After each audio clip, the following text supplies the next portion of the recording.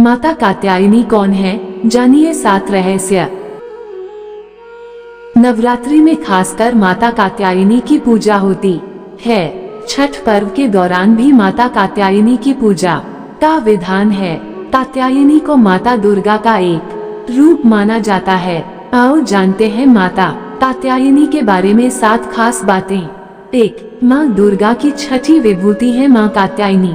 शास्त्रों के मुताबिक जो भक्त दुर्गा माँ की छठी विभूति कात्यायनी की आराधना करते हैं, माँ की कृपा उन पर सदैव बनी रहती है। शास्त्रों में माता षष्ठी देवी को भगवान ब्रह्मा की मानस पुत्री माना गया है। इन्हें ही माँ कात्यायनी भी कहा गया है, जिनकी पूजा नवरात्रि में षष्ठी तिथि के दिन होती है। षष्ठी देवी माँ को ही पूर्वी उत्तर प्रदेश, बिहार और झारखंड में स्थानीय भाषा में छठ मैया कहते हैं। छठी माता की पूजा का उल्लेख ब्रह्मवैवर्त पुराण में भी मिलता है। 2. उत्तर प्रदेश के मथुरा के निकट वृंदावन के भूतेश्वर स्थान पर माता के गुच्छ और चूड़ामणि गिरे थे। इसकी शक्ति है उमा और भैरव को भूतेश कहते हैं। यहीं पर आद्या कात्यायनी मंदिर शक्तिपीठ भी है, जहाँ के बारे में कहा जाता है कि यहाँ पर माता के केश गिरे थे। वृंदावन स्थित श्री कात्यायनी पीठ ज्ञात 51 पीठों में से एक अत्यंत प्राचीन सिद्ध पीठ है। 3.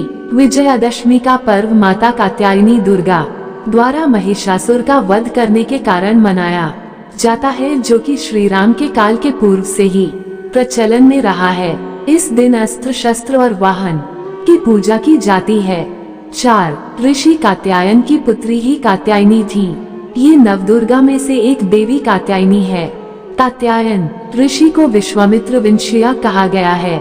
स्कंद पुराण के नागर खंड में कात्यायन को याज्ञवल्क्य का पुत्र बतलाया गया है। उन्होंने श्रोतसूत्र, गृह्यसूत्र आदि की रचना की थी। 5.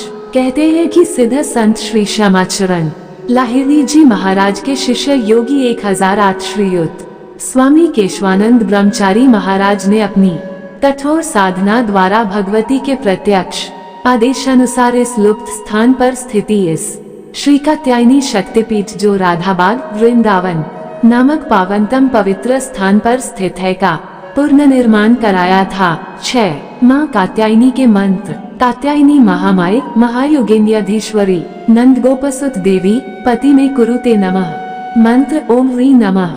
चंद्रहासो जवलकराशाइवरवाहना कात्यायनी शुभ दद्या देवी दानव घातिनी। मंत्र ओम देवी कात्यायन्याय नमः। 7. कात्यायनी देवी की कथा। ब्रह्मासुर का पुत्र था महिषासुर, जो अत्यंत शक्तिशाली था। उसने कठिन तप किया था।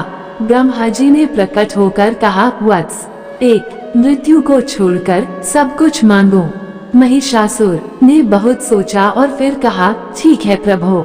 देवता, असुर और मानव किसी से मेरी मृत्यु न हो। किसी स्त्री के हाथ से मेरी मृत्यु निश्चित करने की कृपा करें। ब्रह्मा जी एवमस्तु कहकर अपने लोक चले गए। वर प्राप्त करने के बाद उसने तीनों लोकों पर अपना अधिकार जमाकर त्रिलोकाधिपति बन गया। तब भगवान विष्णु ने सभी देवताओं के साथ मिलकर सबकी आदि कारण भगवती महाशक्ति की आराधना की। सभी देवताओं के शरीर से एक दिव्य तेज निकल कर एक परम सुंदरी स्त्री के रूप में प्रकट हुआ। हिमवान ने भगवती की सवारी के लिए सिंह दिया तथा सभी देवताओं ने अपने अपने अस्त्र शस्त्र महामाया की सेवा में प्रस्तुत किए। भगवती ने देवताओं पर प्रसन्न होकर उन्हें शीघ्र ही महिषासुर के भय से मुक्त करने का आश्वासन दिया। भगवती दुर्गा हिमालय पर पहुंची और अट्टहासपूर्वक घोर गर्जना की। महिषासुर के असुरों के साथ उनका भयंकर युद्ध छिड़ गया। एक एक करके महिषासुर के सभी सेनानी मारे गए। फिर विवश होकर महिषासुर को भी देवी के साथ युद्ध करना पड़ा। महिषासुर ने नाना प्रकार के मायिक रूप बनाकर देवी को छल से मारने का प्रयास किया, लेकिन अंत में भगवती ने अपने चक्र से महिषासुर का मस्तक काट दिया।